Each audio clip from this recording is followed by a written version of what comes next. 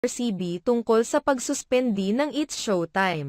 Malaki ang paniniwala ni Vice Ganda na hindi tuluyang masususpende ang kanilang show na It's Showtime dahil naghain na sila ng motion for reconsideration sa MTRCB.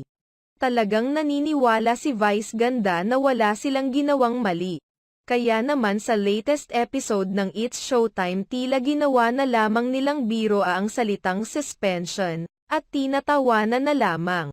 Sa kamakailang episode ng show, tila muling bumanat si Vice Ganda ng parinig sa MTRCB.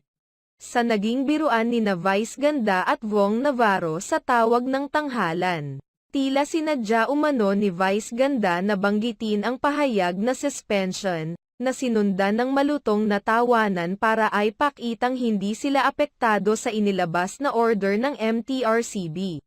Sa kabilang banda, hindi